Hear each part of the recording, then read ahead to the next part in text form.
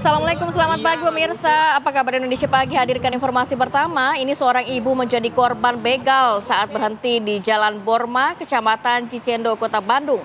Para pelaku diduga melakukan aksi menggunakan angkot dan disinyalir bekerja sama dengan sang supir angkot. Usaha kabur para pelaku ini gagal setelah warga mengejar dan juga mengamankan mereka di kawasan Gateway Pasteur. Jadi ibu bernama Purwati warga Cimahi ini jadi korban begal saat berhenti di jalan pada Minggu malam. Pelaku diduga melakukan aksinya menggunakan angkot yang sudah bekerja sama dengan sopirnya. Saat korban berteriak minta tolong, para pelaku panik dan langsung kabur menggunakan angkot hingga motor korban terseret beberapa meter. Warga yang menyadari bahwa pelaku berada dalam angkot segera melakukan pengejaran dan angkot akhirnya berhasil dihentikan. Ketiga pelaku terdiri dari sopir angkot dan 2 orang yang pura-pura menjadi penumpang diamuk massa sebelum petugas kepolisian datang dan mengamankan mereka.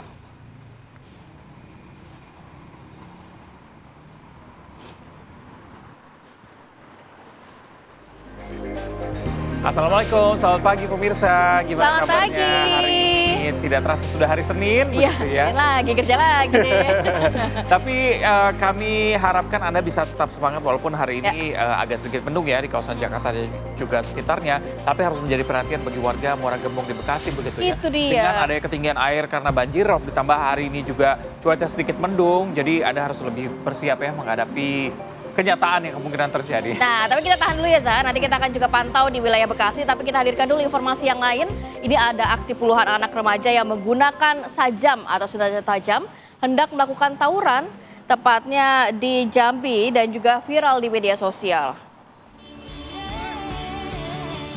Jadi aksi konvoi puluhan anak remaja geng motor ini terjadi di Jambi dan juga viral di media sosial ya. Mereka mengacungkan senjata tajam di jalan lintas timur Sumatera, tepatnya di Kecamatan Jaluko, Muaro Jambi. Jadi diduga ada puluhan remaja yang membekali diri dengan celurit dan juga pedang ini melakukan tawuran dengan geng motor lainnya.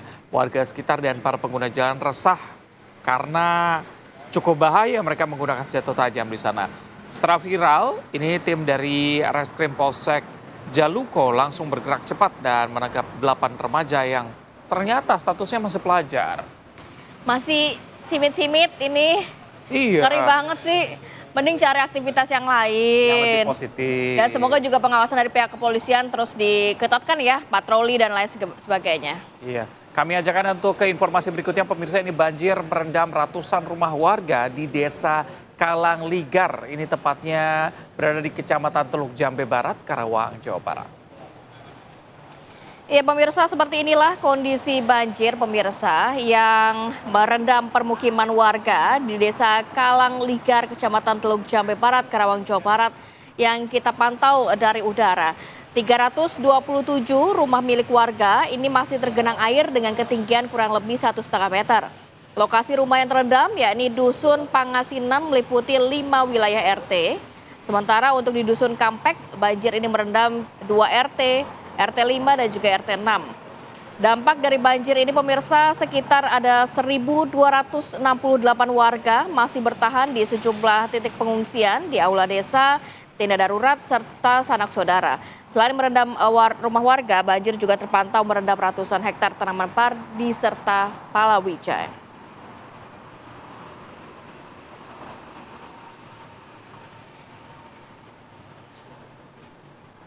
Kita bergeser pemirsa dari Karawang, Jawa Barat ke wilayah Padang Pariaman, Sumatera Barat.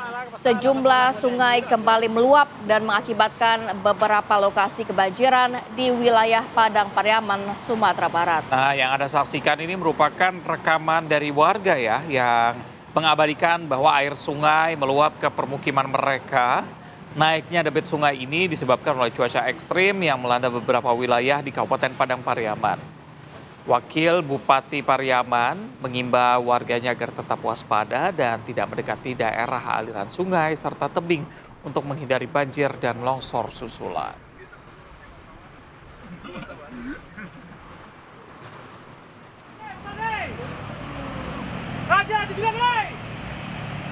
Kita ke Lumajang, Jawa Timur. Pemirsa, ini banjir lahar susulan Gunung Semeru menerjang ratusan rumah warga pada Sabtu sore. Ya pemirsa, akibat kejadian ini akses menuju dusun mereka ini terputus, Rumahnya Mbak tidak ada Dewi juga jalur dari alternatif belakang. lain yang akhirnya membuat ratusan warga dusun Sumber Langsep kembali terisolir. Selain menyampaikan kondisi aliran lahar yang telah meluap, warga yang berada di sejumlah titik berbeda juga mengeluhkan kondisi kerusakan rumah mereka akibat terjangan lahar. Saat ini demi keamanan bersama, warga yang terdampak terpaksa harus menyelamatkan diri dan juga mengungsi ke atas perbukitan. Banjir lahar yang terjadi menjadi yang terbesar pasca bencana erupsi Gunung Semeru pada beberapa pekan yang lalu. Selain meluap dan juga menghancurkan tanggul sungai, terjangan lahar juga menambah banyaknya jumlah kerusakan dan warga yang terdampak. Nih, segitu.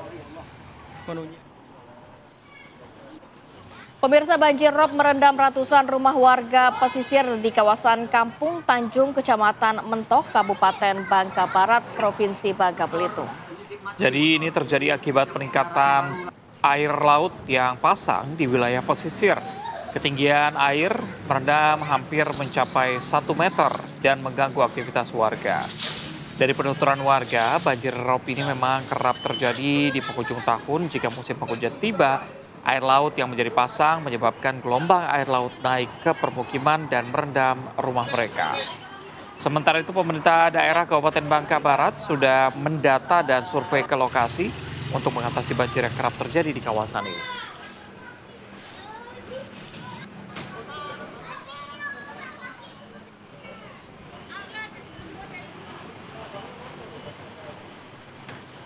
Selain banjir ini juga harus jadi perhatian di mana ada buaya sepanjang kurang lebih 2 meter begitu ya mengganggu warga dan juga warga harus mengevakuasinya karena ini masuk ke dalam empang di Kabupaten Mamuju Tengah, Sulawesi Barat pada malam hari. Ya, ini proses evakuasi buaya sepanjang 2 meter yang masuk ke dalam empang milik warga di Desa Bahasa, Kecamatan Budong-Budong, Mamuju, Sulawesi Barat dilakukan pada malam hari lantaran menghabiskan ikan milik warga yang ada di dalam tambak. Proses evakuasi selama 2 jam karena petugas sempat mengalami kesulitan saat hendak menangkap buaya. Setelah berhasil dievakuasi, buaya tersebut kini sudah menjadi penghuni penangkaran yang ada di Desa Babana. Jadi hati-hati ya untuk masyarakat, kadang ada buaya, kadang ada ular ya kan? Iya. Apalagi Ada apa? buaya kerap beraksi malam hari ya. Malam hari, di laut dan juga di darat mungkin ya saya. Ya kan dia bisa hidup di... Iya, dua alam ya.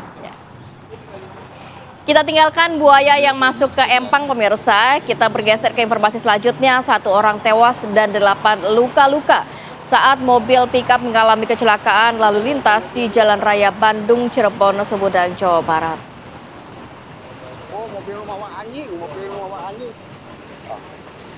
Jadi kecelakaan terjadi saat mobil pickup yang mengangkut 9 orang rombongan pecinta adu bagong atau babi hutan mengalami kecelakaan. Pickup berwarna hitam ini naik ke pembatas di jalan yang kondisinya meningkung hingga tersangkut ke pepohonan akibat benturan keras yang terjadi. Para penumpang yang berada di bak terbuka terpental dan terkapar di pinggir jalan, sebagian jatuh ke area bawah jalan.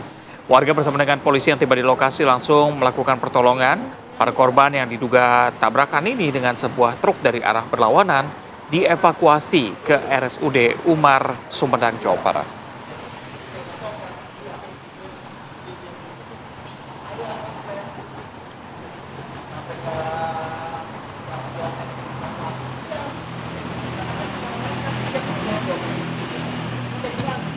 Seperti biasa, pemirsa, ini jelang pukul 7 pagi kami hadirkan laporan lalu lintas, tepatnya di Cawang Kompor, Jakarta Timur. Sudah ada rekan dari NTMC Polri, Bribtu Eklesia. Silakan dengan laporannya.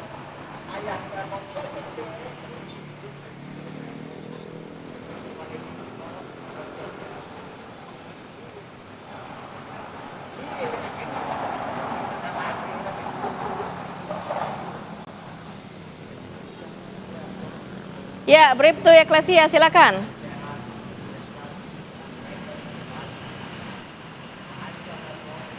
Baik, terima kasih Reza dan Rati. Selamat pagi pemirsa, bersama kami dari NTMC Korlantas Polri akan menginformasikan situasi arus lalu lintas langsung dari kawasan Cawang Kompor, Jakarta Timur.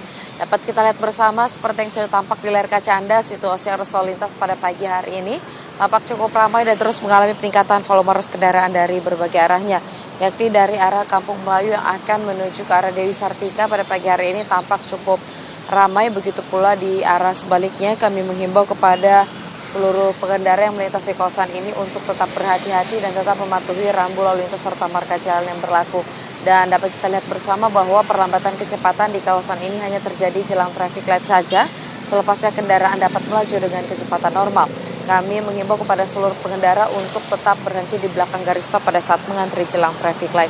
Dan untuk situasi arus lalu lintas selanjutnya dari arah Dewi Sartika yang akan menuju ke arah MT Haryono pada pagi hari ini juga tampak cukup ramai dan terus mengalami perlambatan kecepatan kendaraan dikarenakan meningkatnya volume arus kendaraan pada pagi hari ini. Kami menghimbau kepada seluruh pengendara pastikan selalu menjaga jarak aman kendaraan Anda dengan kendaraan lainnya dan selalu menjaga batas maksimal kecepatan kendaraan Anda. Dan begitu pula dari kendaraan yang akan menuju ke arah Halim pada pagi hari ini juga tampak cukup ramai. Kami terus menghimbau kepada seluruh pengendara pastikan selalu berada pada jalur yang benar demi keselamatan diri Anda dan juga pengendara lainnya. Dan berdasarkan data IRSMS Korlantas Polri, angka kecelakaan lalu lintas di seluruh Indonesia per 1 kali 24 jam terjadi 182 kasus laka lantas yang mengakibatkan 5 orang meninggal dunia, 12 orang luka berat dan 135 orang luka ringan. Dari kasus laka lantas tersebut, 66% terjadi pada waktu siang hari. Untuk itu kami menghimbau kepada seluruh pengendara, pastikan selalu meningkatkan konsentrasi Anda pada saat sedang berkendara dan tidak melakukan aktivitas lain yang dapat memecah konsentrasi Anda. Bagi Anda pemirsa yang mendapatkan informasi situasi arus lalu lintas selengkapnya, dapat menghubungi call center kami di 1500669 ataupun melalui SMS Center di 9119. Selamat beraktivitas, hati-hati di jalan dan salam presisi. Demikian Bribtu Ekos yang melaporkan, kembali kepada Rati dan juga Reza. Silakan. Jauh-jauh ke Malaysia, malah makan Cakep. sushi. Cakep. Bribtu Eklesia, terima kasih. Selamat beraktivitas kembali. Oke, kita harus jeda dulu sebentar. Nanti kita hadirkan informasi Presiden Prabowo Subianto kembali meninjau daerah terdampak bencana di Provinsi Aceh.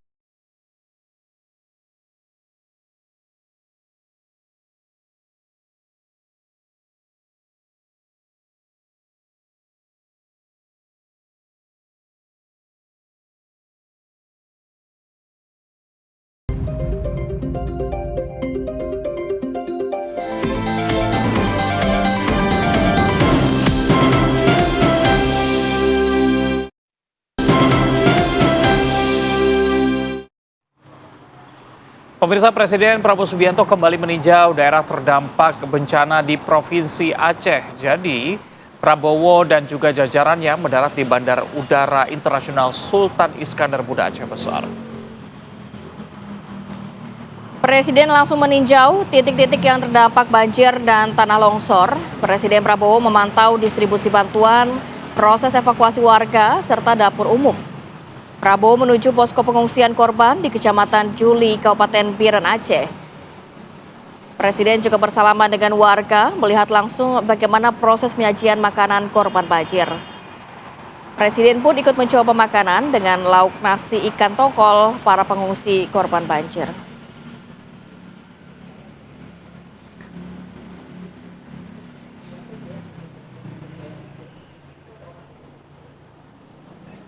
Jangan-jangan kalau saya datang baru dia. Kalau saya datang.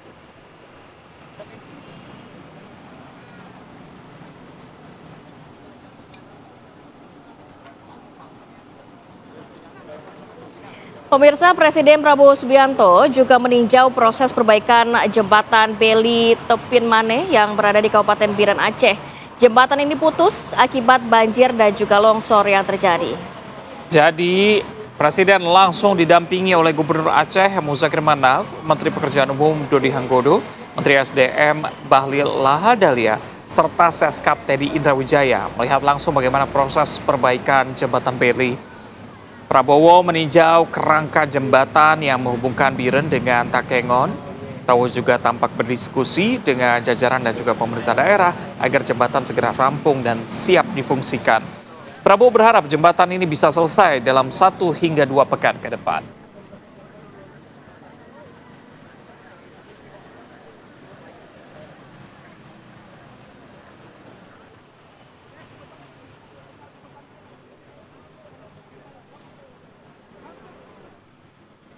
Sementara itu pemirsa, ini pemerintah Kabupaten Tapanuli Selatan, Sumatera Utara sudah menyiapkan sekolah darurat untuk siswa-siswi yang menjadi korban banjir bandang di 5 desa Kecamatan Batang Toru. Fasilitas pemerintahan seperti balai desa, kantor kecamatan, dan pemerintahan lainnya ini akan digunakan untuk proses belajar mengajar. Bencana banjir bandang di Kecamatan Batang Toru, Kabupaten Tapanuli Selatan, Sumatera Utara yang terjadi pada hari Selasa 25 November lalu membuat sejumlah sekolah di 5 desa yang terdampak banjir ini rusak parah. Membuat gedung sekolah tidak dapat digunakan untuk kegiatan belajar mengajar. Seperti bangunan sekolah dasar yang berada di Desa Hutagodang, gedung sekolah tertimbun material sisa banjir seperti lumpur dan banyak potongan kayu gelondongan. Sedangkan bangunan sekolah yang berada di Desa Aek Garoga hanya menyisakan bangunan kamar mandi, sementara ruang kelas hanya tersisa pondasi. Bupati Tapanuli Selatan Gus Irawan Pasaribu mengatakan pihaknya telah menyiapkan lokasi untuk dijadikan sebagai sekolah darurat untuk siswa-siswi yang menjadi korban banjir bandang untuk mengikuti ujian semester pada Senin 8 Desember besok. Ini kita udah persiapkan karena kita tahu minggu depan ini sudah anak-anak ujian. Kita sudah kondisikan di mana fasilitas sekolahnya yang kemudian tidak layak untuk ujian. Itu nanti kita tempatkan di gedung yang ada di desa di tempat itu, apakah itu balai desa atau kantor kecamatan atau apapun lah yang masih ada yang bisa kemudian dilakukan untuk kegiatan ujian itu. Pemerintah Kabupaten Tapanuli Selatan mencatat ada 23 bangunan sekolah di seluruh Kabupaten Tapanuli Selatan yang mengalami kerusakan akibat bencana alam tanah longsor dan banjir yang terjadi beberapa waktu lalu. 6 sekolah diantaranya berada di Kecamatan Batang Toru. Dari Tapanuli Selatan, Sumatera Utara, Dedi Herianto, TV One mengabarkan. Ya, pemirsa, pemerintah Kota Sibolga dan Pertamina mendistribusikan tabung gas LPG 3 kg setelah mengalami kelangkaan kurang lebih selama 5 hari pasca bencana banjir dan juga tanah longsor.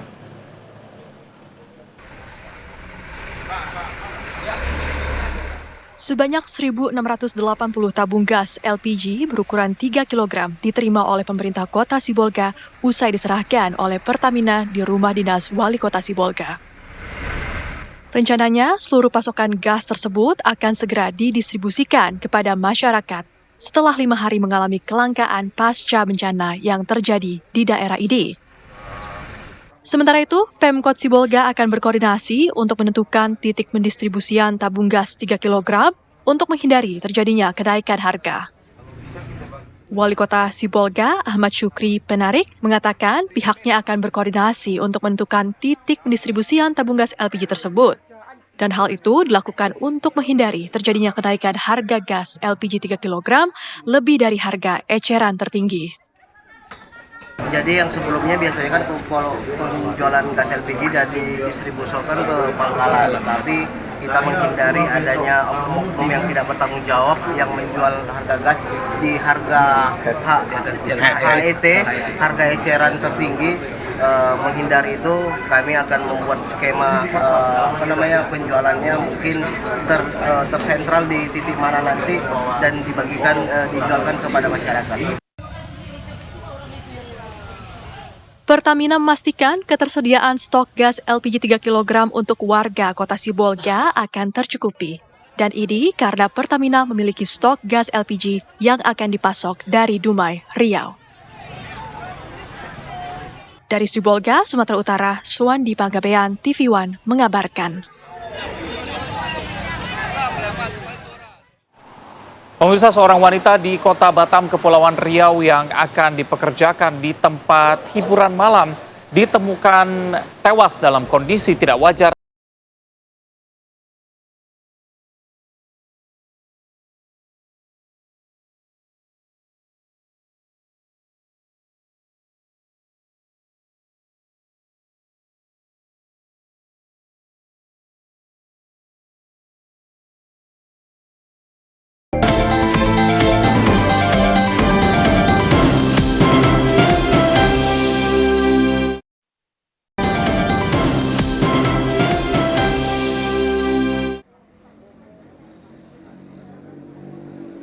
Ya, terima kasih pemirsa Anda masih setia bersama kami. Jasad korban bencana yang ditemukan sudah tidak bisa lagi dikenali secara visual. Kondisi tersebut membuat proses identifikasi dilakukan dengan metode pencocokan sampel DNA. Rumah Sakit Bayangkara Padang terus melakukan identifikasi korban banjir bandang yang menerjang Sumatera Barat pekan lalu.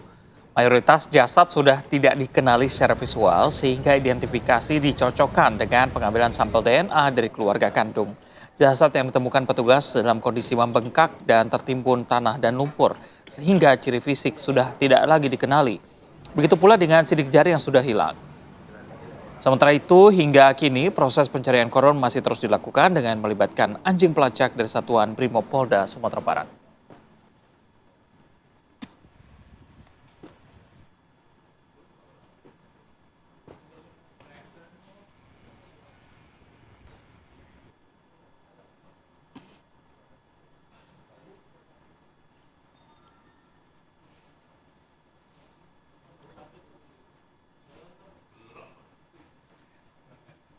Kita ke kabar lainnya, pemirsa, petugas meringkus satu keluarga terduga pelaku pembunuhan terhadap seorang asisten rumah tangga yang terjadi di Manokwari, Papua Barat. Pemirsa, ketiga terduga pelaku ditangkap di sebuah wisma milik warga dan langsung digelandang petugas ke Polresta Manokwari. Kasus ini terungkap setelah ketiganya diduga terlibat pembunuhan terhadap Ingrid, yakni asisten rumah tangga yang berusia 60 tahun yang telah bertahun-tahun bekerja di wisma tersebut. Sebelumnya jasad korban ditemukan di dalam mobil dengan kondisi yang sudah membusuk. Para terduga pelaku diduga berencana menguburkan jasad korban tanpa prosedur pemulasaran jenazah dan juga tanpa peti maupun kain kafan. Hasil otopsi dari pihak kepolisian ini menunjukkan adanya tanda-tanda kekerasan di tubuh korban dan hingga kini penyidik masih mendalami apa yang menjadi motif dan juga mengumpulkan keterangan dari para saksi untuk mengungkap kronologi lengkap pembunuhan tersebut.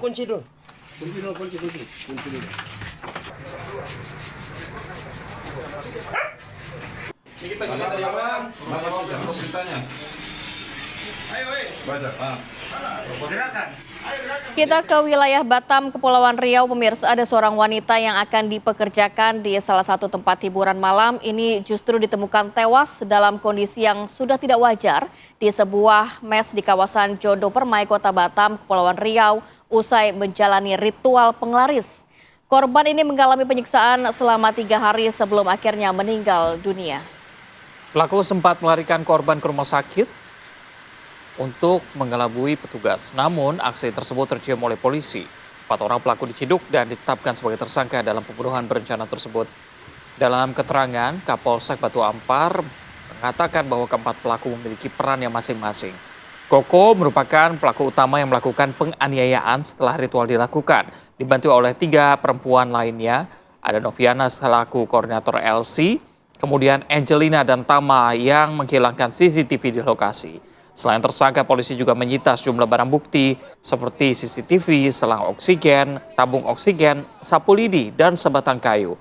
Keempat tersangka dijerat pasal 340 KUHP, junto pasal 55 KUHP dengan ancaman maksimal hukuman mati atau 20 tahun penjara.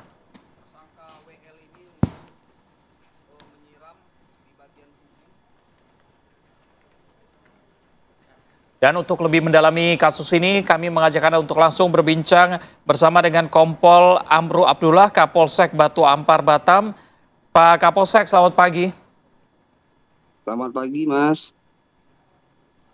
Baik, Pak Kapolsek, sebelum kita menceritakan kronologi, mungkin Anda bisa jelaskan juga kepada kami dari mana awalnya korban dan pelaku ini bertemu, dan apakah memang ritual ini pernah dijalankan oleh orang lain selain korban ini? Baik, dapat kami jelaskan di sini bahwasanya terhadap korban dan pelaku ini itu sebelumnya memang tidak saling mengenal, dan korban ini awalnya datang untuk melamar kerja sebagai LC di manajemen yang dikelola oleh para pelaku. Itu mendapat informasi dari iklan yang ada di media sosial, yaitu Instagram. Nah, dari situ korban ingin melamar menjadi seorang ladies companion atau LC. Ya, apa yang dijanjikan oleh pelaku sehingga korban ini tergiur Tapi justru korban ini dijadikan sebagai apa Pak? Tumbal penglaris atau bagaimana? Baik, dari korban ya, kebiasaan dari manajemen yang dikelola oleh para pelaku ini, jadi setiap para wanita yang ingin bekerja di manajemen mereka itu harus melalui ritual. Ritual itu yang mana bertujuan untuk sebagai penglaris agar banyak tamu begitu. Oke. Ya ritualnya Iya, seperti ritualnya apa? seperti apa, Pak? Sehingga akhirnya korban bisa meninggal dunia. Dan apakah ada korban sebelumnya yang juga ditemukan atau ada tindak penganiayaan? Ritual yang dilakukan yaitu seperti meminum minuman keras dan di dalam ritual itu keterangan dari para pelaku mereka seperti ingin memanggil dewa. Jadi untuk para korban yang lain sebelumnya itu memang dilaksanakan ritual-ritual seperti itu. Ya, tapi ada kekerasan juga kan yang ditemukan pihak kepolisian di tubuh korban? Hasil otopsi bagaimana Pak? Hasil otopsi itu ada ditemukan kekerasan yang ada di tubuh korban, yaitu mulai dari kepala, daerah bagian muka, punggung, tangan, dan kaki korban. Jadi dari hasil otopsi menyatakan bahwasanya penyebab fatal kematian dari korban ini adalah banyaknya cairan yang ditemukan di dalam paru-paru korban, hasil dari penyiksaan yang dilakukan oleh para pelaku. Oke, Pak, yang cukup menarik di sini barang bukti yang disita ada selang oksigen, tabung oksigen, CCTV begitu. Ini dilakukannya di mana? Dan sudah mempersiapkan tabung oksigen kah sebelumnya? Baik, kami jelaskan di sini juga bahwasanya untuk tabung oksigen itu disiapkan oleh para pelaku ini itu masih dalam rangkaian penyiksaan. Jadi kurun waktu dari tanggal dari hari Selasa, ya hari Selasa itu sampai ke hari Kamis, itu korban mendapat penyiksaan dari para pelaku.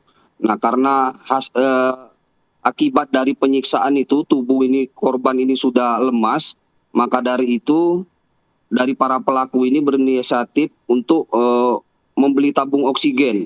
Namun nyawa dari korban ini tidak dapat diselamatkan lagi. Sudah berapa lama ritual ini dilakukan para pelaku kepada korbannya? Untuk ritual ini itu dilaksanakan itu kurang lebih dari hasil pemeriksaan kami kepada para pelaku itu dilakukan 2 tahun lebih, Mbak. 2 tahun terhadap satu korban ini? Iya. Oh tidak, untuk manajemen ini melakukan ritual itu sudah 2 tahun yang lebih. Nah, terhadap korban ini Berarti korbannya itu lebih dari dilakukan, 1 begitu ya Pak ya?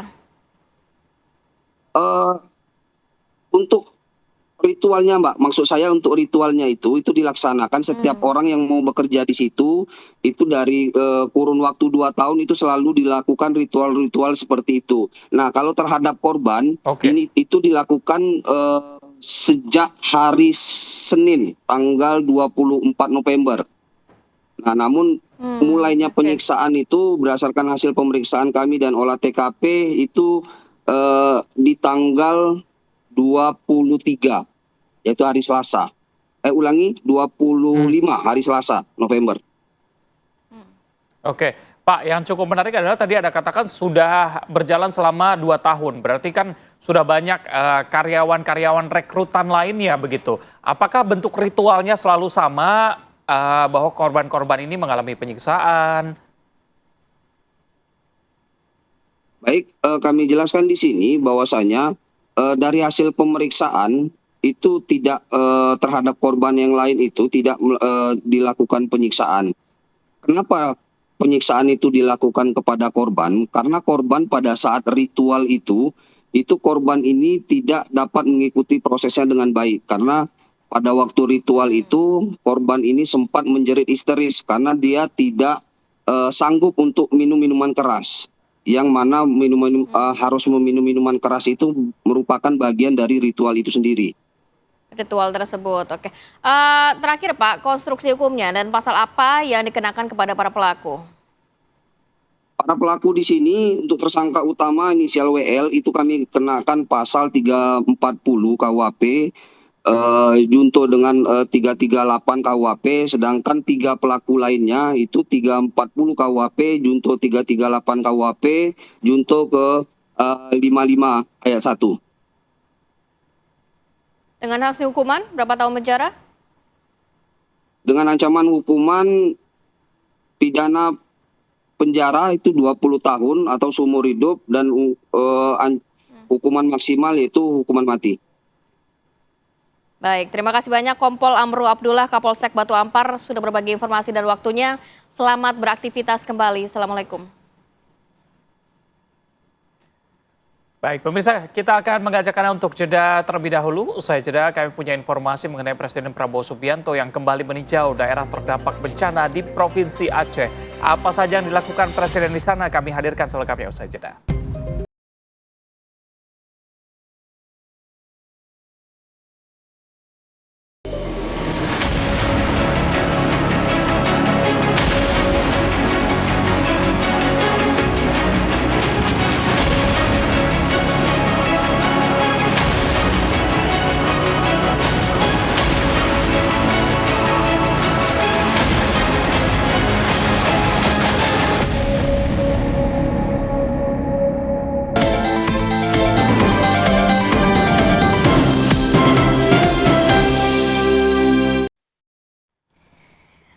Pemirsa, Presiden Prabowo Subianto memantau dapur umum yang disiapkan untuk warga korban banjir di posko pengungsian di Kecamatan Juli, Kabupaten Biren, Aceh. Jadi selain melihat langsung proses penyajian makanan, Presiden ikut mencoba makanan dengan lauk nasi ikan tongkol bersama dengan para pengungsi.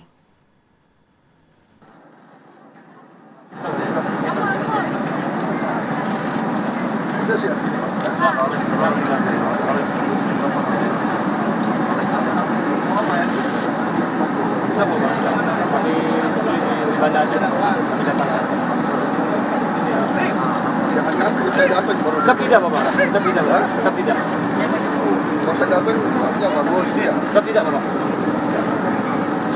Nanti kalau Pak Sarden, izin masuk di Pak Sarden banyak Bapak, jadi Bapak minat.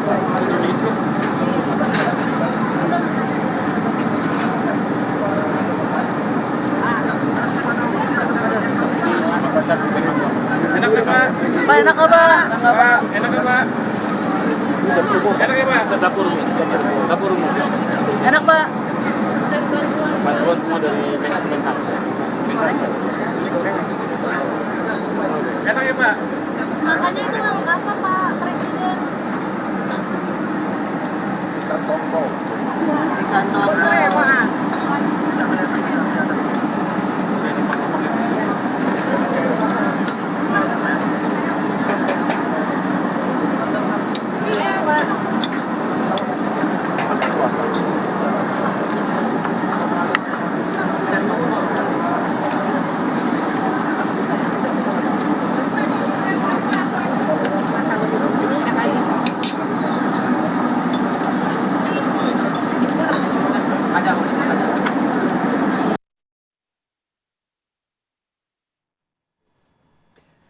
Ya, Presiden Prabowo Subianto di hadapan awak media dan juga warga korban banjir Aceh juga menyampaikan instruksi kepada sejumlah pejabat terkait yang ikut bersama dalam kunjungan Presiden kali ini. Beberapa instruksi diantaranya adalah percepatan pembangunan, infrastruktur yang segera diselesaikan, begitu ya, seperti sawah, jalan, jembatan, serta aliran listrik ke seluruh wilayah terdampak.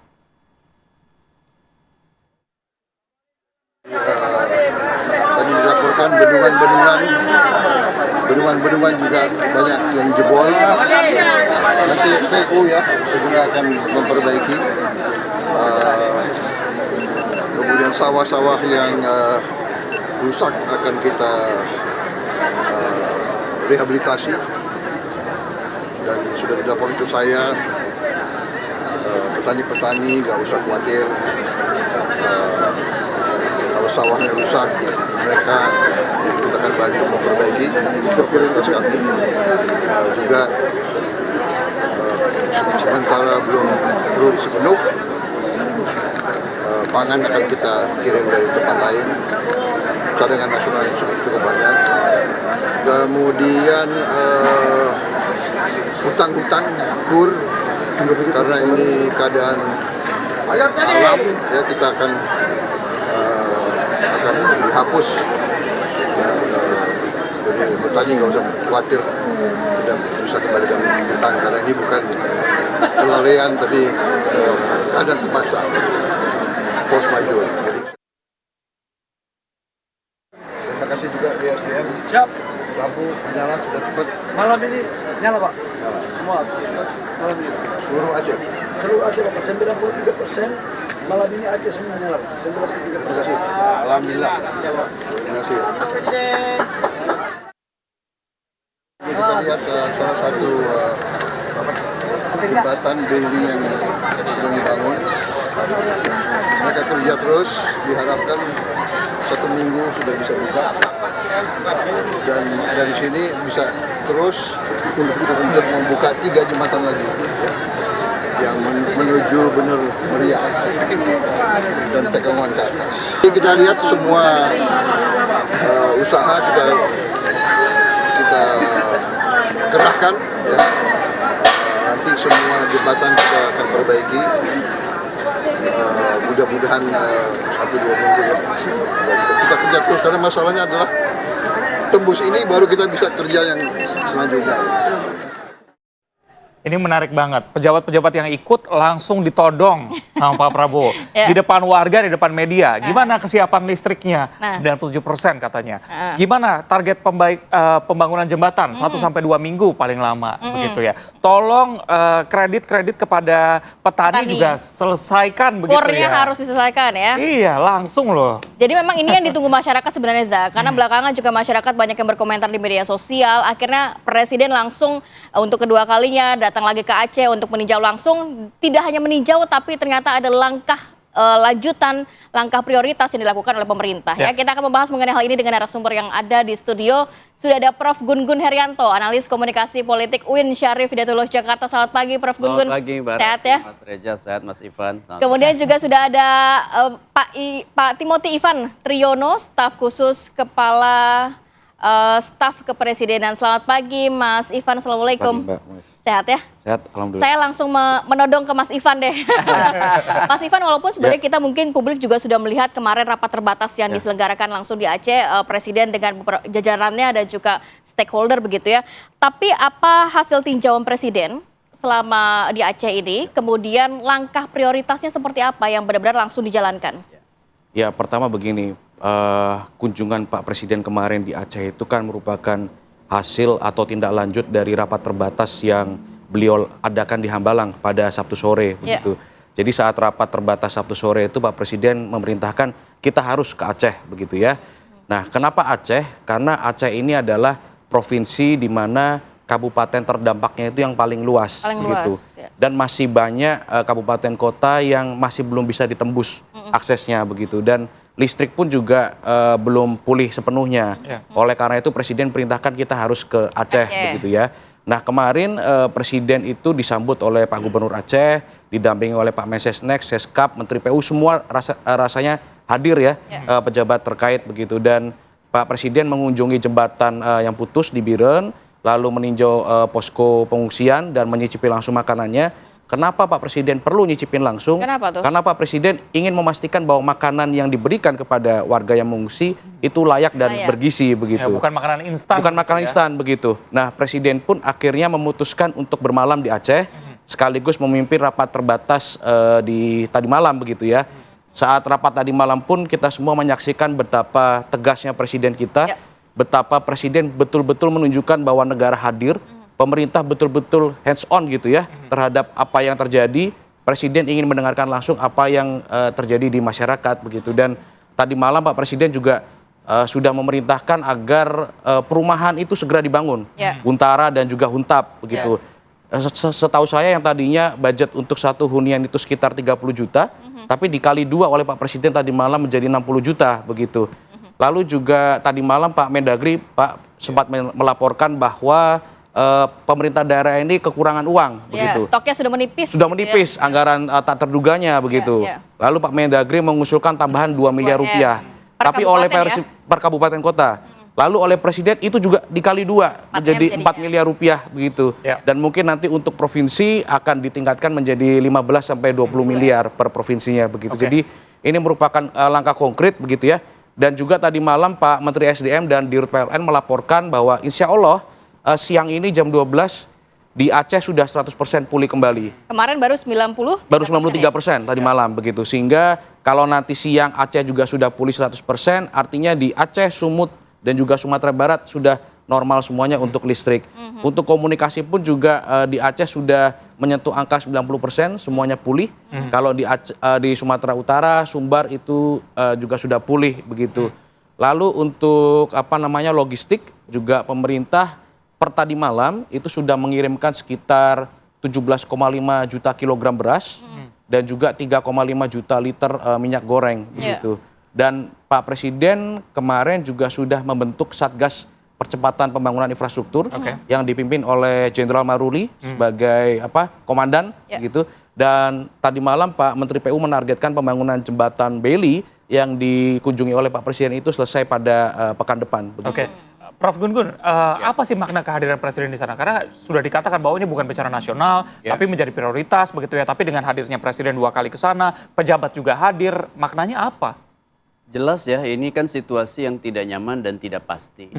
Ada namanya AUM atau Uncertainty Anxiety Management dalam konteks komunikasi publik. Jadi harus ada manajemen membuat orang nyaman dan orang pasti. Dan bencana ini bencana yang luar biasa, butuh kehadiran, dukungan pemerintah, terutama pemerintahan pusat dan pemerintahan daerah. Dan makanya ketika Presiden hadir, itu merupakan respons ya hadirnya pemerintah dalam konteks bencana tersebut. Dan itu menurut saya sangat penting sekali. Karena kan bapaknya warga kan gitu. Sehingga ketika hadir ke situ, menurut saya memang bagaimana kenyamanan kepastian itu bisa perlahan tapi pasti tumbuh di tengah masyarakat, terutama yang terdampak. Tetapi tentu tidak berhenti di situ. Ada namanya otoritas yang dimiliki oleh pemerintah. Dan otoritas itu harus difungsikan secara optimal. Contohnya melalui kebijakan-kebijakan untuk menangani bencana. Contoh misalnya hak-hak administratif warga yang terdampak. Seperti? Ya seperti misalnya banyak kan kartu-kartu kependudukan, ijazah, kemudian banyak juga tanggungan keluarga yang kemudian membutuhkan support ya dalam situasi yang tidak biasa, yaitu situasi bencana seperti kredit ya kan. Nah ini kan tentu bagian penting hadirnya negara dalam konteks ini pemerintah. Belum lagi misalnya harapan untuk kemudian membenahi hidup pasca bencana. Nah itu yang paling susah ya. Dan itu tidak bisa orang per orang bantuannya, melainkan harus hadirnya policy gitu. Oke, dengan ketika mendarat langsung memeluk Gubernur Mualem begitu ya, ini tanda bahwa pemerintah pusat juga hadir di sini begitu? Ya memang udah tanggung jawab. Jadi bukan hanya bencana itu meskipun di Sumatera Barat, Sumatera Utara, Aceh, tapi pemerintahan pusat wajib mendukung gitu. Dan penyelesaian ini kan bukan penyelesaian yang parsial, harus penyelesaian yang komprehensif. Komprehensif, betul. Oleh karena itu maka kehadiran Presiden tadi malam menurut saya dalam ratas itu menunjukkan salah satu komitmen goodwill dan political will. Iya kan? Jangan kemudian seperti sebelum-sebelumnya ada panggung depan yang dipelihara oleh beberapa pejabat ya.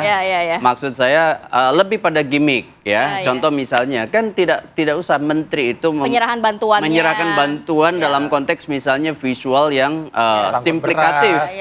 Iya, itu yang itu tadi kan sebenarnya memang sudah menjadi tanggung jawab dari pemerintah begitu ya. Yang namanya menteri ataupun pemerintah dalam konteksnya baik pemerintahan pusat maupun daerah itu yang ditunjukkan adalah komitmen kebijakan, bukan bantuan-bantuan gimmick gitu. Bantuan dengan spanduk misalnya foto-foto gitu ya, itu nggak perlu ya? Menurut saya tidak perlu kan? Kenapa? Karena kehadiran kebijakan itu melampaui ya yang disebut dengan kebutuhan-kebutuhan parsial. Ini butuh satu penyelesaian yang hulu ke hilir, tidak bisa hanya memanggul beras gitu. Betul. itu yang menjadi catatan dari Mas Gun-Gun dan juga netizen mungkin ya. Tapi kalau Mas Ivan berbicara tadi dikatakan juga Mas Gun-Gun, ini sebenarnya kita juga memikirkan pasca terjadinya bencana hak administratif. Tapi kita melihat juga kemarin kan langkah dalam arti jangka pendek yang dilakukan oleh pemerintah, bagaimana listrik, pasokan obat, makanan dan lain sebagainya, walaupun ada hunian tetap dan juga hunian sementara. Tapi bagaimana langkah rehabilitasi, rekonstruksi yang benar-benar kita melihat masif ini loh. Di Aceh dan juga di Sumatera ini kerusakannya parah, Mas. Rehabilitasi dan rekonstruksinya seperti apa? Ya, tentu kami apresiasi yang disampaikan oleh Prof. Gun-Gun bahwa pemerintah dan presiden akan selalu hadir ya, mendampingi masyarakat. Jadi kami tidak ingin masyarakat merasa ditinggalkan dan kami pemerintah akan selalu membersamai masyarakat dalam menghadapi bencana ini. Lalu untuk fase tahap rehabilitasi dan juga rekonstruksi, Pak Presiden sudah memerintahkan agar anggaran BNPB, anggaran Kementerian PU itu ditambah gitu ya. Bahkan DPR juga sudah menyetujui adanya dana on call sebesar 4 triliun rupiah yang bisa digunakan oleh pemerintah nantinya begitu.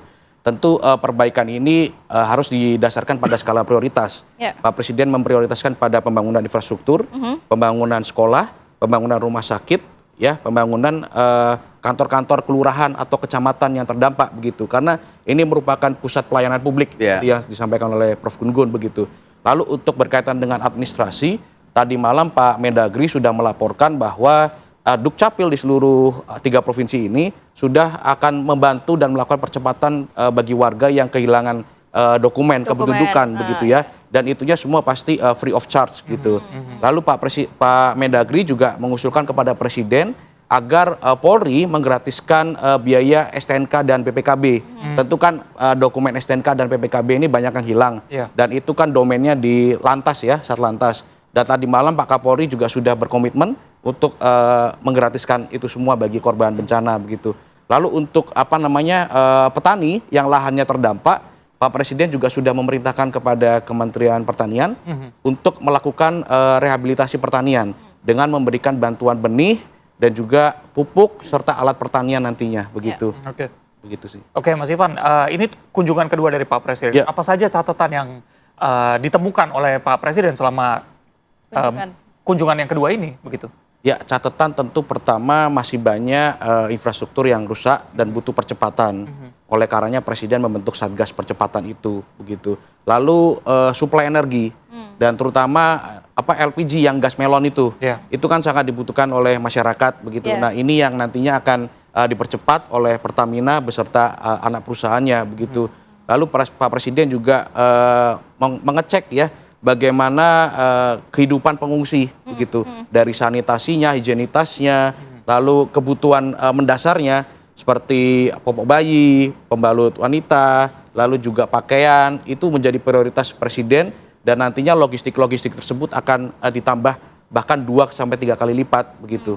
Kira-kira begitu, Mas Gun-Gun, kalau kita berbicara mengenai tadi ada klaim percepatan pemulihan dari pemerintah, listrik, air bersih, akses jalan. Namun kita melihat juga mungkin ya dari media sosial, dari online, laporan lapangan ini menunjukkan sejumlah wilayah ini masih mengalami kesulitan. Walaupun kita apresiasi sebenarnya langkah gerak cepat pemerintah, tapi dalam kacamata komunikasi politik, seberapa penting konsistensi antara pesan yang disampaikan oleh Presiden Prabowo Subianto dengan kondisi real di lapangan bagi kepercayaan publik. Tapi tahan dulu ya Mas.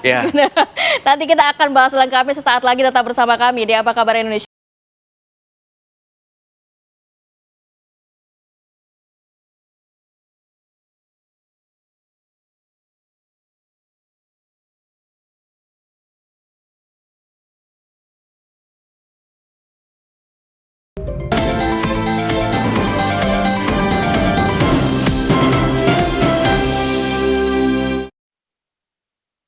Bercanda, ketawa, komedi terus. Tapi setiap kita butuh kenyamanan, ada mie sedap ayam bawang resep baru.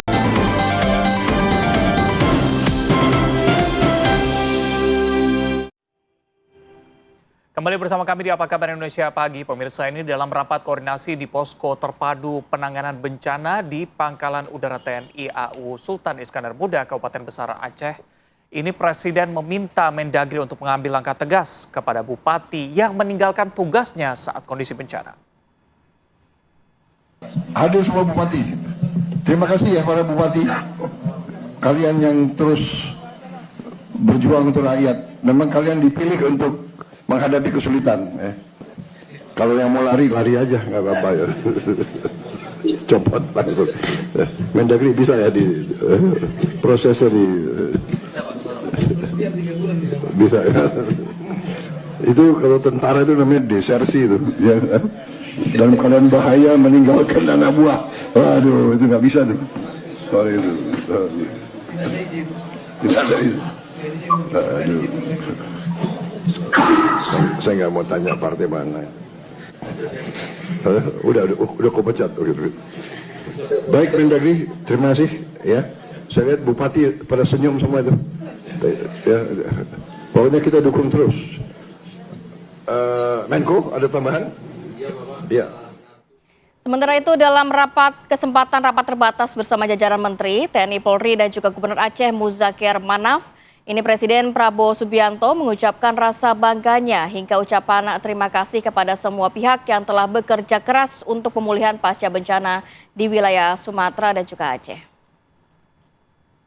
Terima kasih dengan mengucapkan alhamdulillah, puji syukur kehadirat Allah SWT, kita selalu berdoa semua rakyat, semua bangsa kita selalu dilindungi, selalu diberi kekuatan, kita bisa mengatasi semua cobaan. Dan saya sekali lagi, saya terima kasih, saya bangga dengan pengabdian saudara-saudara. Terima kasih. Wassalamualaikum warahmatullahi wabarakatuh. Baik, kita lanjutkan kembali perbincangan. Saya mau ke Mas Gun-Gun. Tadi pertanyaan yang menggantung begitu ya, dari proses percepatan dari pemerintah sendiri, percepatan untuk pemulihan. Ini bagaimana pesan Presiden dan kondisi real di lapangan? Ya, memang selalu ada gap ya antara apa yang dinyatakan dengan realitas, dan jembatannya menurut saya adalah memang butuh konsistensi untuk mengimplementasikan apa yang dikehendaki oleh Presiden dengan jajaran birokrasi sampai di masyarakat. Saya malah bencana ini menguak satu kebutuhan mendasar kita, soal butuhnya namanya protokol komunikasi bencana. Yang sama pentingnya dengan kebijakan yang diambil oleh pemerintah. Karena kebijakan tanpa komunikasi kebijakan itu biasanya terjadi saat ini tidak ada paradoks. begitu ya? Ya, coba aja lihat waktu misalnya awal-awal bencana ini muncul, semua orang bicara. Sehingga apa? Ada paradok komunikasi itu. Dan muncul yang disebut dan bubble issue kan. Karena tidak adanya orkestrasi komunikasi bahkan publik. pernyataan-pernyataan juga sempat blunder begitu ya Mas. Betul, ya? Padahal kalau ada protokol komunikasi bencana, apalagi saat penanganan komunikasi krisis seperti ini harusnya memang ada satu pintu ya komunikasi publik yang kemudian bisa komprehensif mulai dari makro, meso, mikro. Dan tadi salah satu yang disebut oleh Mas Reza misalnya soal peran informasi, siapa yang kemudian bisa menyampaikan ke publik, kemudian item-itemnya apa aja, kemudian do and don'ts-nya apa aja yang boleh dan tidak boleh disampaikan kepada publik. Basisnya itu adalah FCR, Finding, Conclusion, Recommendation. Jadi ada penemuan, ada konklusi, dan rekomendasi penanganan. Dan itu menurut saya apa yang disampaikan oleh Pak Presiden bisa mengalami namanya pleonasme atau kemubaziran pernyataan kalau kemudian tidak ada implementasi di bawah. Contoh ya, kan tadi malam menteri-menteri diminta reportnya. Dan kalau misalnya tidak ada follow up menteri ke bawah, itu kan sama aja kemudian dalam tanda petik yang mendelegitimasi juga nanti pernyataan publiknya Presiden gitu. Contoh soal bantuan yang akan meningkatkan bantuan. Nah, kalau nggak diimplementasikan kan bahaya bagi karena sudah di statement kan. Apalagi tadi Mas Ivan juga menyampaikan itu, meneguhkan kan? Ya ada nominal. Kemudian juga misalnya soal listrik 97% misalnya. Ternyata 93%. Ini harus konsisten dengan realitasnya. Kalau enggak warga terdampak akan teriak, netizen juga akan rame gitu. Dan satu persatu pernyataan-pernyataan itu kan sudah ada rekam jejak digitalnya. Dan itu gampang sekali mengkonfirmasinya. Gitu. Oke, tapi sebelum kita berlanjut, kita akan mengecek dulu. Ada rekan kami yang berada di Aceh Besar, ada Brilian Syaheran. Brilian, mungkin bisa dijelaskan terlebih dahulu apa saja agenda dari Presiden Prabowo hari ini di pada kunjungannya di sana, Brilian?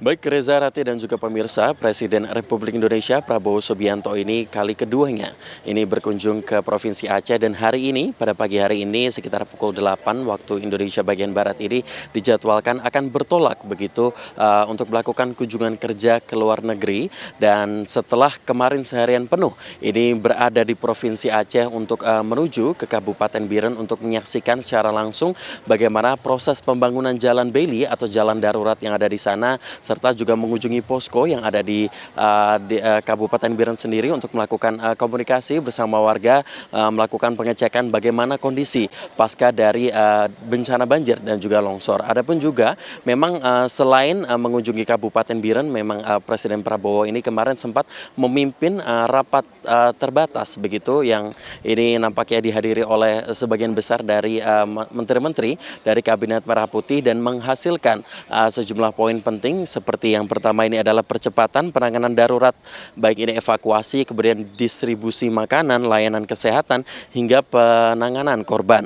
Kemudian juga akan kemarin menghasilkan juga pemulihan infrastruktur kritis seperti perbaikan jalan yang terputus, kemudian jembatan, kemudian juga listrik, bendungan, serta perumahan dan fasilitas umum yang rusak. Kemudian juga koordinasi pusat hingga daerah, baik ini TNI maupun Polri, dan ini nantinya akan mempercepat komando bagaimana untuk membuka akses isolasi, kemudian juga mempercepat logistik dan juga menjaga stabilitas lapangan.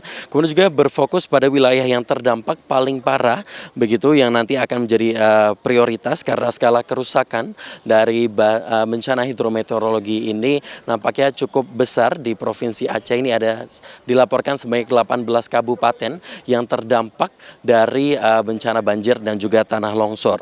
Adapun juga nanti akan ada rencana relokasi dan juga rehabilitasi jangka menengah yang kemarin juga nanti akan berfokus pada pemulihan lahan pertanian, kemudian perbaikan hunian warga, hingga kemungkinan relokasi masyarakat yang berada di zona rawan. Adapun juga memang Reza, Rati dan juga pemirsa, saya kemarin sempat mengunjungi juga salah satu kabupaten yang nampaknya ini masih sulit diakses menggunakan jalur darat, meskipun bisa pun ini masih terbatas, yakni di Aceh Tamiang, di mana berdasarkan dari pantauan kami ketika berada di lapangan, ini sudah hampir 2 minggu Aceh Tamiang ini tidak diguyur hujan, sehingga material endapan dari lumpur ini nampaknya sudah mengering, dan terlebih lagi ketika terik matahari ini menyinari begitu sejumlah titik yang menjadi endapan ini menjadi kering, dan akhirnya menimbulkan permasalahan baru, di mana ketika Anda atau saya mengunjungi jalanan yang ada di Aceh Tamiang ini sangat berdebu sekali, dan nampaknya ini masyarakat pun juga menyayangkan dan juga mengkhawatirkan akan adanya potensi masalah kesehatan dari debu yang dihasilkan begitu pasca dari banjir bandang. Untuk sementara demikian, kembali ke Anda Rati dan Reza di studio. Baik, terima kasih Brilian, tetap jaga kesehatan Anda dan selamat kembali bertugas. Mas Ivan, ini yang juga ramai diperbincangkan adalah mengenai bantuan asing begitu ya. Kabarnya kan masih belum membuka pintu untuk bantuan dari asing. Ini benar atau enggak, dan pertimbangannya apa, Mas? Ya, hingga gini memang pemerintah belum menerima bantuan dari asing. Prinsipnya kami mengapresiasi dan mengucapkan terima kasih atas segala perhatian dan juga dukungan dari negara-negara sahabat, termasuk mungkin PBB begitu ya. Tetapi kami pemerintah, baik pemerintah daerah maupun pemerintah pusat, masih meyakini bahwa kami masih sanggup untuk menangani bencana ini begitu. Terbukti tadi malam Pak Presiden sudah menambahkan sekian anggaran ya, sudah memerintahkan untuk penghapusan KUR, Pak Presiden juga memerintahkan rehabilitasi lahan pertanian. Jadi itu wujud bahwa negara hadir dan negara masih mampu untuk menangani bencana ini begitu. Dan memang juga yang namanya status tanggap darurat ini kan berjenjang ya. Ada tanggap darurat kabupaten kota, provinsi, dan juga nasional begitu. Nah, kenapa sekarang status tanggap daruratnya provinsi? Karena memang di level kabupaten kota itu pemimpinnya sudah merasa tidak sanggup begitu, sehingga dilakukan eskalasi di tingkat provinsi begitu. Nah, sekarang kita lihat gubernur di 3 provinsi ini masih menyatakan kesanggupannya untuk menangani bencana ini, termasuk juga Pak Gubernur Aceh yang tadi malam tegas menyampaikan bahwa pemerintah Aceh solid untuk melakukan penanganan bencana, meskipun kami dari pemerintah pusat akan terus mendukung dengan segala daya upaya begitu. Dan Pak Presiden berulang kali menegaskan bahwa penanganan bencana ini menjadi agenda prioritas nasional. Oke. Mas Ivan, boleh ditanggapi tadi pernyataan dari Mas Gun-Gun yang juga tidak kalah penting adalah komunikasi krisis. Jangan sampai ada beberapa pihak yang juga tampil tidak satu suara dengan pemerintah pusat dan lain sebagainya sehingga blunder di masyarakat ini. Ya, kami tentu mengapresiasi pandangan dari pengamat atau pakar seperti Prof. Gun-Gun begitu, dan ini menjadi bahan introspeksi, evaluasi dari pemerintah begitu. Dan kami ingin menyampaikan bahwa pemerintah, Pak Presiden itu tidak buta dan tidak tuli begitu. Kami tidak tone deaf begitu ya. Artinya kami betul-betul mendengar masyarakat, saran masukan begitu ya. Memang kami tidak sempurna di awal-awal dalam penanganan bencana, itu masih banyak kekurangan di kanan kiri begitu ya.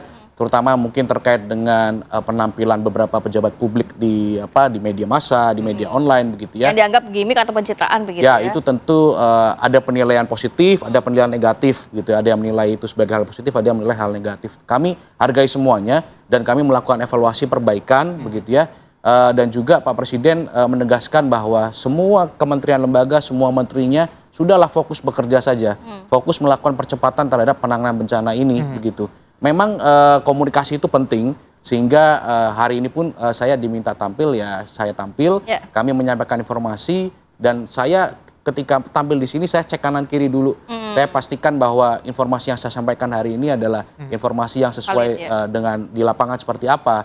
Karena saya kan juga mengecek di level teknis. Sampai di level teknis saya komunikasi, saya cek dan saya pastikan bahwa apa yang disampaikan oleh Pak Presiden, apa yang disampaikan oleh semua menteri itu linear dan juga relevan dengan fakta di lapangan begitu. Oke, Mas Ivan, ini rehabilitasi perbaikan kehidupan masyarakat ini harus terus berjalan. Tapi pertanyaan berikut adalah pertanggungjawaban permasalahan ini. Bagaimana pemerintah melihatnya? Ya, tentu Pak Presiden sangat tegas ya dalam penanganan ini begitu. Ya, kita kan tidak menolak juga bahwa ini ada kontribusi dari oknum-oknum perusahaan yang mungkin nakal dalam melakukan illegal logging ataupun perusahaan lingkungan gitu ya. Dan rasanya Pak Presiden sudah memerintahkan kepada aparat penegak hukum, kepada Menteri Kehutanan, Menteri Lingkungan Hidup juga sudah melakukan tindakan tegas begitu ya. Ambil contoh Pak Menteri Lingkungan Hidup, Pak Hanif sudah mencabut semua izin ya, izin perusahaan begitu. Pak Raja Juli juga sudah memerintahkan penyelidikan terhadap perusahaan-perusahaan yang diduga nakal begitu ya dalam perusahaan lingkungan. Artinya Pak Presiden menegaskan bahwa jangan sampai oknum-oknum yang melakukan perusahaan lingkungan, oknum-oknum yang melanggar hukum ini tidak diberantas ya. Presiden sudah sangat tegas mengatakan bahwa ini harus kita berantas dan harus kita tindak tegas. Perbaikan pun kita lakukan ke depan ya, termasuk DPR juga menyarankan agar kita melakukan moratorium atau penghentian pemberian izin begitu ya. Dan itu akan menjadi atensi Presiden begitu. Dan tadi malam juga Pak Presiden bahkan sempat menegaskan kekecewaannya ya, apabila ada kepala daerah yang kabur ibaratnya seperti tidak bertanggung jawab kira-kira begitu ya dalam penanganan bencana. Artinya jangan ragukan komitmen Pak Presiden Prabowo dalam penanganan bencana maupun terhadap tindakan hukum ke depannya. Begitu. Baik, saya mau ke Mas Gun-Gun. Terakhir Mas Gun-Gun, kita memetik pelajaran dari bencana ini, tidak hanya ibaratnya menyembuhkan penyakit, tapi mitigasinya juga penting. Langkah preventifnya juga penting. Seperti apa? Ya, menurut saya gini, kita udah punya undang-undang kan, Undang-Undang Nomor 24 tahun 2007. Nah, tapi tidak cukup berhenti pada naskah undang-undang. Lebih dari itu butuh yang disebut dengan komitmen sekaligus wujud konkretnya dari setiap bencana yang terjadi. Kita bukan hanya berefleksi, tapi karena ini porsinya pemerintah, itu adalah penegakan hukum hal-hal yang memang melanggar. Contoh seperti tadi illegal logging, yang itu sepertinya berdampak signifikan ya pada kontribusi bencana kali ini. Oleh karena itu maka menurut saya perlu komitmen yang tidak biasa. ini butuh satu langkah extraordinary yang dilakukan oleh pemerintah. Jadi ketika misalnya pemerintah tidak menetapkan sebagai bencana nasional tadi dengan argumentasinya, sekarang perlu menurut saya bahan penting bagi pemerintah untuk oke, ini kenapa terjadi? Item-item yang melanggar hukum itu jelas harus ditunjukkan pada publik bahwa memang ada penegakan hukum setelah peristiwa atau saat peristiwa ini terjadi dan setelahnya. Jangan berhenti isunya selesai, bencananya kemudian tertangani tapi aspek hukumnya dibiarkan karena misalnya ada pemain-pemain besar yang kemudian ya punya afiliasi-afiliasi atau relasi kuasa dengan beberapa oknum. Nah, ini yang menurut saya Presiden Prabowo menjadikan bencana ini juga momentum untuk menunjukkan komitmen nyata bahwa memang hal-hal yang melanggar harus ditindak begitu. Oke, dan salah satu yang cukup penting adalah tadi komunikasi saat bencana ini penting banget dilakukan, hasilnya seperti apa sesuai dengan fakta di lapangan. Satu lagi kecepatannya begitu ya, jangan sampai terjadi kekosongan sehingga banyak pihak yang ngambil kesempatan untuk memberikan komentar di sana yang justru bikin warga nanti makin bingung begitu ya. Terima kasih Prof. Gunggun, Mas Ivan sudah berbincang bersama kami pagi hari ini. Selalu. Baik, kita harus jeda dulu sejenak, nanti kita hadirkan informasi Kabupaten Aceh, Tamiang Aceh ini tampak luluh lantak pemirsa usai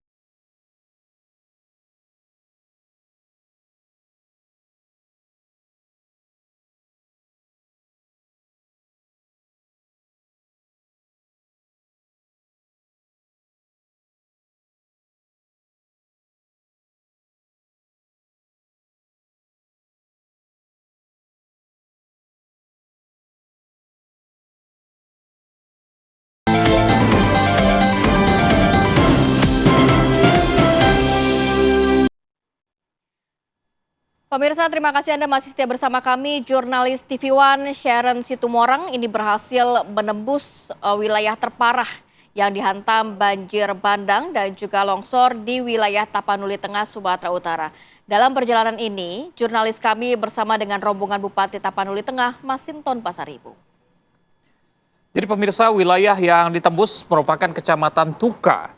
Anda bisa lihat bahwa ada katastrofi di sana. Selain fasilitas umum, rumah warga juga hancur lebur. Ribuan hektar lahan sawah yang semula menghiasi Tuka sudah musnah berganti dengan tumpukan lumpur tebal hingga bebatuan besar serta gelondongan kayu. Rombongan bahkan harus menerjang genangan banjir lebih dari setengah meter di ruas jalan sepanjang ratusan meter. Hingga hari ini BPBD Tapanuli Tengah mencatat ada 103 orang yang meninggal dunia, ratusan lainnya masih hilang.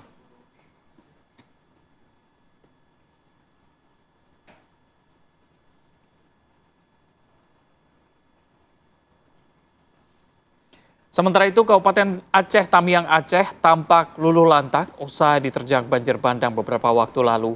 Ratusan kendaraan dan rumah warga tampak hancur. Pantauan udara kondisi terkini Kota Kuala Simpang, Kabupaten Aceh Tamiang Aceh terlihat masih banyak puing-puing dari sisa terjangan banjir bandang yang terjadi pada 25 November lalu. Sejumlah bangkai kendaraan tampak tergeletak usai tersapu arus deras banjir bandang. Pemirsa, sebanyak 12 kecamatan di Kabupaten Aceh Tamiang ini terdampak hebat, termasuk juga akses jalan lintas Sumatera yang hingga kini masih belum sepenuhnya dapat dilalui kendaraan. Sepanjang jalur lintas, tersisa bangunan-bangunan rumah warga yang rusak, tampak pula puing-puing kayu gelondongan yang terbawa arus banjir bandang. Warga Aceh Tamiang yang terdampak banjir sangat memerlukan bantuan air bersih dan juga makanan. Diketahui pula sebagian daerah ini masih padam listriknya.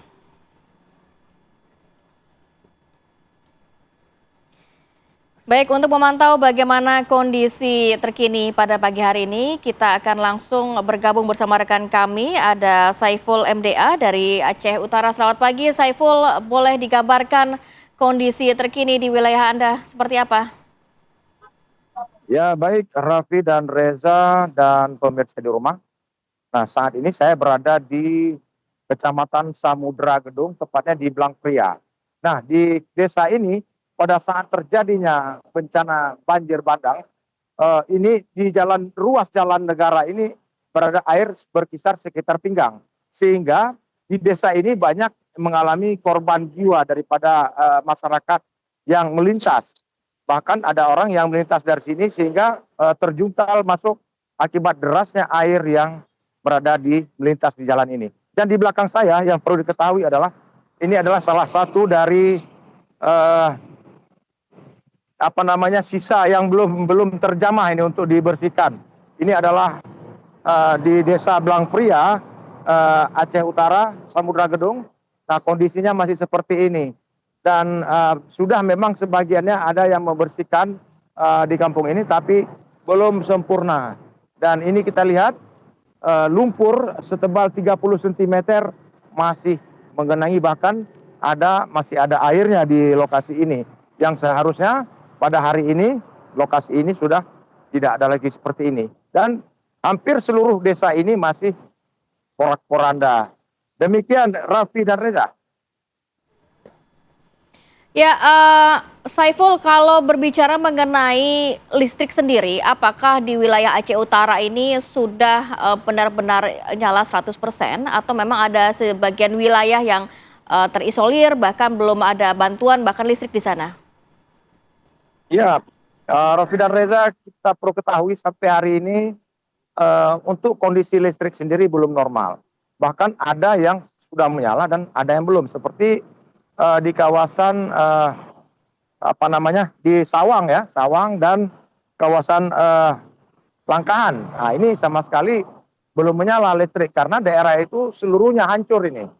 Dan seperti juga di Sawang, ini hampir seluruhnya kondisi daripada kecamatan tersebut dan desa-desa yang ada di sana sudah tumbang, tiang listriknya sudah tumbang. Jadi ini mungkin butuh percepatan untuk memperbaiki karena tanpa jaringan, tanpa ada listrik, masyarakat di sana sangat susah untuk beraktivitas demikian. Oke, baik Saiful MDH, terima kasih atas laporan Anda, selalu berhati-hati dan selamat kembali bertugas. Pemirsa, kita akan ajak Anda untuk jeda sejenak, usai jeda.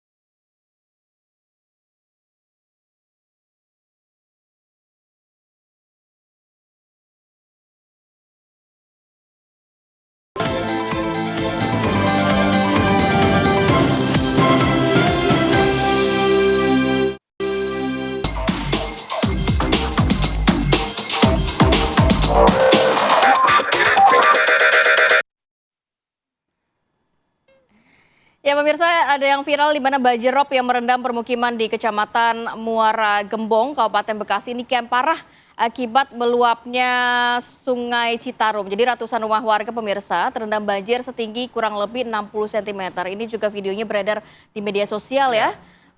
Jadi pemirsa bisa Anda lihat bahwa di beberapa titik ketinggian air bahkan mencapai 1 meter. Nah, salah satu lokasi terparah adalah Dusun Muara Bendera, Desa Pantai Bahagia. Meski sudah terendam banjir selama 5 hari, warga memilih untuk tetap bertahan di rumah mereka. Untuk beraktivitas, mereka memanfaatkan perahu karena kondisi jalan yang tidak bisa dilalui kendaraan roda 2 maupun roda 4. Banjir di Kecamatan Muara Gembong melanda 4 desa. Ada 3.200 kepala keluarga yang terdiri dari lebih 15.000 jiwa terdampak banjir dipicu oleh rob, Laut Jawa, dan luapan Sungai Citarum. Tapi kalau kita melihat aktivitas warga masih seperti sedia kala, bahkan ada yang bisa main bola tadi di tengah kepungan banjir di wilayah tersebut. Ini kan namanya juga Desa Pantai Bahagia, jadi bahagia. Menghadapi apapun yang terjadi, musibah tetap mengambil hikmahnya dan juga tetap bahagia warga di sana ya. Tapi lebih lengkapnya kira-kira seperti apa sudah ada rekan kami yang siap melaporkan untuk Anda, Herninda Febiola di sana. Ninda, gimana sih kondisi pagi ini? Apakah memang ketinggian air masih bervariasi sampai dengan 1 meter di sana? Ya, selamat pagi Reza dan juga Maria Segaf. Di sini saya berada tepatnya di kawasan Pantai Bahagia, Kecamatan Muara Gembong, RT 2 RW 3. Jika tempat saya berdiri ini memang tidak terlihat adanya air ya, karena memang sudah surut sejak beberapa hari lalu, karena banjir rob ini mulai pasang sekitar tanggal 4 Maksud kami tanggal 4 Desember 2025 hari Kamis tepatnya. Namun jika Anda bisa melihat di layar kaca Anda, ini ada salah satu SD yang masih terdampak dan terhentikan aktivitas pembelajarannya, yakni SDN Pantai Bahagia 02 begitu.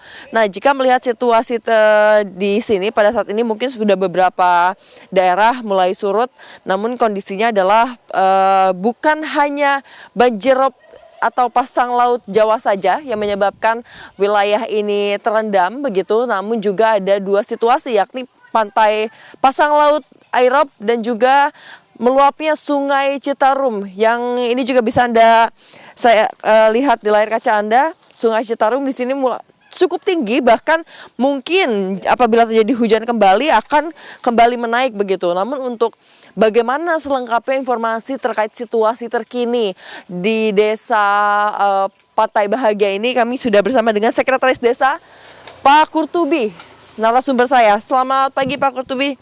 Selamat pagi Pak. Tetap sehat ya Pak ya, meski dengan situasi seperti ini ya Pak ya? Bisa Bapak jelaskan mungkin ini terkait ada dua situasi, yakni banjirop dan juga luapan Sungai Citarum. Seperti apa sih Pak jelasnya?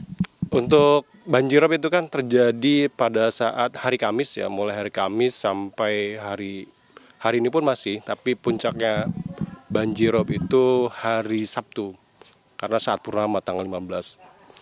Kemudian situasi yang kedua adalah luapan Sungai Citarum. Ini kan kemarin aja di Cibeat juga sudah luapannya sudah terendam ya di bagian Cibeat sana. Kemudian juga karena hal tersebut kampung kita ini terendam air sampai hari ini. Sejatinya kalau pasang rob itu pagi naik, sore itu sudah tidak ada air, tapi karena luapan Sungai Citarum ini air masih awet di sekitar kampung kita, seperti itu. Jadi faktor utamanya adalah luapan Sungai Citarum ya Pak. Seperti yang di belakang kita ini mungkin ada salah satu sekolah negeri Pak. Ini bisa dijelaskan seperti apa situasi pembelajaran di sini dan juga beberapa aktivitas warga lainnya. Bapak mungkin bisa bergeser seperti ini Pak. Kita saat ini sedang berada di SDN Pantai Bahagia 02 dan praktis sejak hari Jumat mereka tidak melakukan kegiatan KBM, kegiatan belajar mengajar. Dan ada 3 sekolah negeri lain yang di Desa Pantai Bahagia yang persis sama, dan ada beberapa juga sekolah swasta yang tidak melakukan KBM karena suasana kelas mereka terendam banjir seperti itu. Dan juga ada beberapa tempat ibadah. Hari Jumat kemarin di satu desa ini ada sekitar 4-5 masjid yang tidak bisa melakukan sholat Jumat karena masjid mereka terendam banjir seperti itu. Pak, untuk siklus dari banjirop sendiri Pak di wilayah ini seperti apa? Apakah memang sering terjadi atau baru-baru ini saja Pak?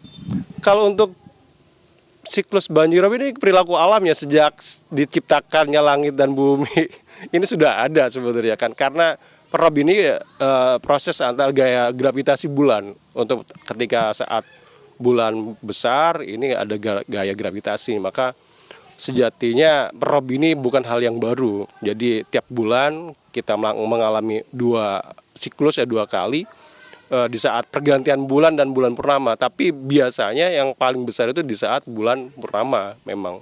Jadi bisa mencapai di beberapa kampung itu ketinggian rob sekarang kemarin saja itu di atas 1 meter merendam rumah penduduk seperti itu.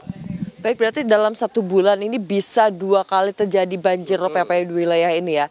Tapi berlangsungnya tuh normalnya berapa lama dan seperti apa antisipasi dari masyarakat yang seperti sudah biasa aja gitu menjalani kehidupan dengan banjirop ini? Ya, masyarakat mengantisipasi biasanya kita kan sudah ada beberapa aplikasi yang bisa memberitahukan tinggi pasang surut seperti itu. Gelombang dan curah hujan juga bisa kita lihat di aplikasi tersebut. Itu masyarakat sudah banyak mengetahui dan mengerti.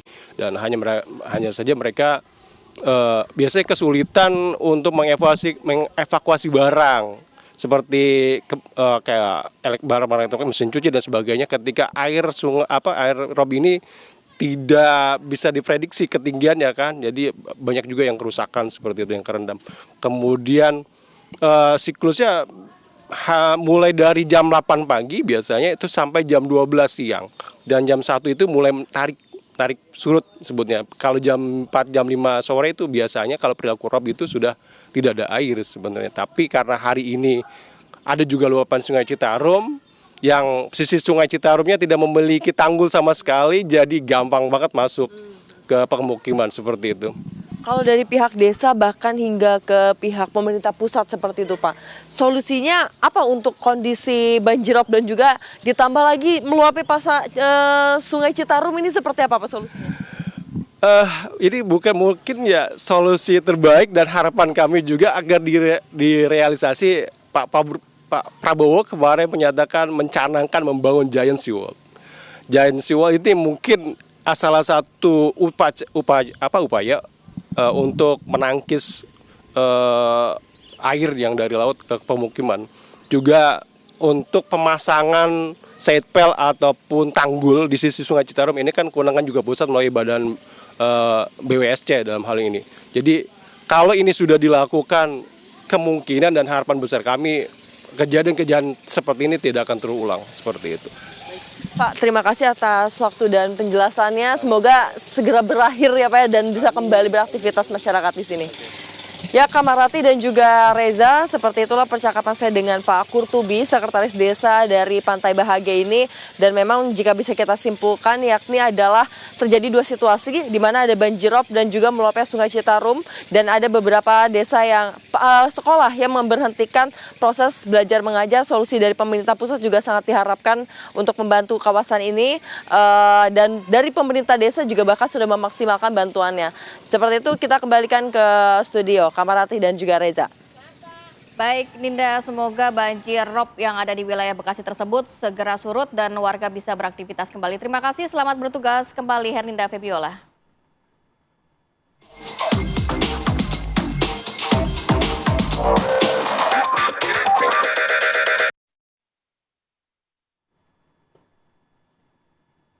Baik, kita ke informasi selanjutnya pemirsa. Festival Global Harmony di Suwaidi Park, Riyadh, Arab Saudi ini menjadi ajang untuk para pekerja migran asal Indonesia untuk dapat menjalin silaturahmi. Bersama-sama mereka ini datang untuk mendapatkan hiburan gratis yang diselenggarakan oleh Kementerian Media Arab Saudi. Panggung utama di Festival Global Harmony yang diselenggarakan di Suwaidi Park, Arab Saudi menjadi atraksi paling menarik bagi para pekerja migran di Indonesia. Sebab bisa membuat mereka berkumpul dan bergembira bersama dengan teman-teman serta sedikit melepas penat setelah seharian bekerja. Acara ini para WNI bersilaturahmi dengan orang-orang terkasih mereka yang sudah bertahun-tahun terpisah meski dalam satu kota. Seperti kakak beradik Hikmah dan Junaria asal Nusa Tenggara Barat, keduanya sama-sama bekerja di sektor rumah tangga di Arab Saudi. Namun setelah 10 tahun baru bisa reuni di sini ya. Jadi Kementerian Media Arab Saudi bekerjasama dengan Otoritas Hiburan Umum di Riyadh menggelar Global Harmony setiap tahunnya di musim dingin. Festival ini diniatkan sebagai ajang untuk silaturahmi dan menghibur orang-orang yang telah menjadi penopang ekonomi di negeri tersebut. Bukan hanya Indonesia, ada 13 negara lain yang ikut berpartisipasi dalam Global Harmony untuk menghibur warga negaranya. Di antaranya ada Pakistan, India, Filipina, Lebanon, Ethiopia, serta Sudan. Saudis and Indonesian come together and make one heart. We love the Indonesian people. We grow up in the Indonesian people, and they've been around us for ages. So seeing this happening today, this is only proof the relation, that close ties between the Saudis and the Indonesian. Now, this is. Usai jeda kami hadirkan yang viral-viral untuk Anda pemirsa. Di antaranya ada pencurian kotak amal Komite Nasional Rakyat Palestina di Masjid Raya yang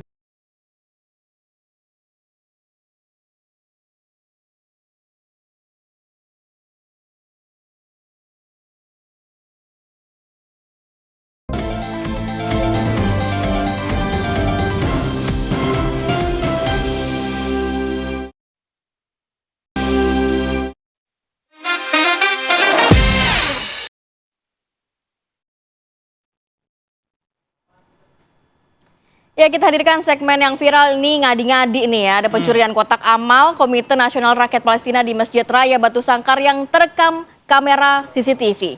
Bisa-bisanya mencuri kotak amal. Makanya, coba kita sama-sama lihat ya bagaimana nih. Jadi dari rekaman CCTV nih, bisa kelihatan ada orang yang mengenakan kemeja pakai warna pink begitu, membawa sebuah kardus di tangannya. Pelaku datang dengan menumpangi ojek dan turun tepat di seberang masjid sebelum berjalan masuk ke area dalam. Setibanya di dalam, ini pria tersebut langsung mengincar kotak amal. Dengan memecahkan kaca bagian atas kotak, dia mengambil seluruh uang donasi. Pengurus masjid memperkirakan jumlah uang yang hilang mencapai jutaan rupiah. Usai menjalankan aksinya, pelaku berjalan dengan santai meninggalkan area masjid menuju arah Pasar Batu Sangkar, tepatnya di Simpang Lantai Batu. Nyantai kali dia. Udah, tapi ini nampaknya masih banyak pencurian kotak amal ya. Semoga cepat-cepat insaf dan tobat deh. Betul, kotak amal dicuri, kotak suara dimodifikasi, jangan ya, jangan contoh ya. Kita kabar berikutnya, pemirsa, ada penemuan jasad seorang pria, tepatnya di wilayah Kali Kanal Barat yang terletak dekat dengan Mall Season City Jakarta Barat, membuat geger warga setempat. Jadi penemuan jasad oleh seorang warga setempat ini terlihat mengapung, pemirsa, di permukaan air. Hal tersebut juga sontak membuat warga sekitar ini memvideokan dan akhirnya videonya viral di media sosial. Polisi bersama petugas langsung melakukan proses evakuasi jasad ke rumah sakit untuk dilakukan otopsi. Sampai dengan saat ini identitas korban belum dapat dipastikan karena tidak adanya barang bukti yang dapat mengidentifikasi korban. Pihak pemerintah Kota Jakarta Barat akan terus melakukan pengecekan lebih lanjut terhadap kondisi sekitar Kali Kanal. Mungkin bagi Anda yang merasa kehilangan anggota keluarga, boleh dicek langsung ke pihak kepolisian ya. Karena sampai dengan saat ini jasad pria tersebut tidak dapat teridentifikasi dan juga tidak ada mungkin KTP, SIM dan lain sebagainya. Iya, ditemukan di dalam air mungkin banyak hal yang tidak bisa dicek begitu ya. Mungkin sidik jarinya sudah tidak ada, ataupun ciri fisiknya sudah tidak terlihat begitu ya, tanda lahir dan segala macam gitu. Nah, kita bergeser ke informasi selanjutnya. Ini viral di media sosial, ada tumpukan bangkai truk yang terjadi setelah banjir bandang di wilayah Aceh. Jadi pemirsa, dari video tersebut kita bisa lihat bagaimana suasana pasca banjir yang telah terjadi di Aceh. Terlihat ada tumpukan mobil truk yang sempat terbawa arus banjir. Ini menjadi fenomena yang menakjubkan oleh warga Aceh dan para bantuan yang datang juga langsung, pemberi bantuan maksud kami yang datang langsung melihat bagaimana kondisi terkini di sana. Uniknya tumpukan bangkai mobil truk ini menjadi destinasi tempat berfoto ternyata. Tapi harus hati-hati dan juga waspada ya. Sih, karena kondisinya miring ternyata. Kan beberapa truk juga terlihat melayang dan juga menumpuk di truk lainnya. Jadi nggak ngebayangin ya saat terjadinya banjir nih segimana parahnya ya, karena ini truk-truk besar yang akhirnya tertumpuk ini kan. Ya mungkin kalau kita teringat begitu ya beberapa waktu lalu bagaimana bencana tsunami juga melanda di kawasan Aceh, bahkan kapal juga sampai ke tengah kota saat itu kan. Kalau ini kita lihat truk ternyata. Tapi kita ingatkan jangan sampai masyarakat berfoto atau jadikan tempat wisata di situ. Ini bukan Universal Studio, bukan studio, tapi beneran jangan sampai truknya goyang akhirnya justru menimbulkan korban jiwa. Bahaya, betul ya. Kan? Kita punya kabar viral lainnya pemirsa, ada warung lontong khas Medan, ini tepatnya di Jalan Dipati Ukur, Kota Bandung yang memberikan makanan secara gratis bagi mahasiswa asal Aceh, Sumatera Utara dan juga Sumatera Barat yang terdampak bencana yang sedang menimba ilmu di sejumlah perguruan tinggi di Bandung. Aduh, keren banget ya. Keren ya, jadi ini bantu warga nih sebenarnya ya. Aksi berbagi makanan gratis ini pun menarik perhatian masyarakat. Bahkan tidak sedikit warga asal Medan maupun Sumatera lainnya yang ikut berpartisipasi dalam aksi berbagi ini. Mahasiswa yang keluarganya terdampak bencana di Aceh dan juga Sumatera pun bisa mendatangi kedai lontong khas Medan ini untuk makan secara gratis. Pemilik kedai Tagor Lubis yang telah puluhan tahun merantau di Bandung mengatakan bahwa langkah ini sebenarnya merupakan bentuk kepedulian terhadap sesama sebagai perantau asal Medan. Wah. Kalau saya boleh ikutan nggak ya? Saya nggak ada Medannya, nggak ada Sumateranya. Iya, nggak apa-apa. Aku kasih 2 jempol buat abang ini nih. Luar biasa sekali bang ya. Iya, membantu. Betul. Semoga bisa dicontoh di warung makan lainnya. Warung nasi Padang? bisa Bisa jadi juga. terdampak begitu ya. Ini yang cukup keren adalah gimana semua warga mau mengambil perannya masing-masing. Betul, Bahkan sempat bantu viral warga. juga ada anak kecil yang memecahkan celengannya untuk membantu saudara kita. Aduh, saya sampai merinding. Semoga bisa dicontoh, anak kecil aja bisa, kenapa kita enggak ya kan? Betul. Oke, kita bergeser ke informasi selanjutnya. Ini banjir lahar susulan Gunung Semeru pemirsa menerjang ratusan rumah warga, tepatnya di wilayah Lumajang, Jawa Timur pada Sabtu sore. Ya pemirsa, jadi akibat kejadian ini akses menuju dusun mereka telah terputus. Tidak adanya jalur alternatif lain, ini membuat Rumahnya Mbak Dewi juga jebol ratusan dari warga belakang. harus mencari alternatif lainnya ya. Itu rumahnya Bu Nur. Posisi rumahnya Ti Amin. Jadi demi keamanan warga, ada warga dan juga sejumlah relawan harus menyelamatkan diri mereka mengungsi ke tempat lainnya. Banjir lahar yang terjadi menjadi yang terbesar bahkan pasca bencana erupsi Gunung Semeru. Selain meluap dan juga menghancurkan tanggul sungai, terjangan lahar menambah banyak jumlah kerusakan dan juga warga terdampak. Ya Allah.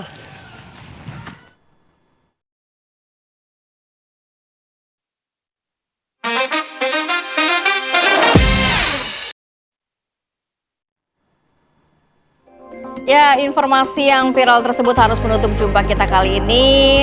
Semoga berita-berita tadi dapat bermanfaat juga untuk pemirsa pastinya. Terus saksikan Apa Kabar Indonesia Pagi, Senin sampai Jumat pukul 6.30 sampai 8.30. Akhir kata, saya Kabarati Kusuma. Saya Reza Baluel, terima kasih. Sampai jumpa.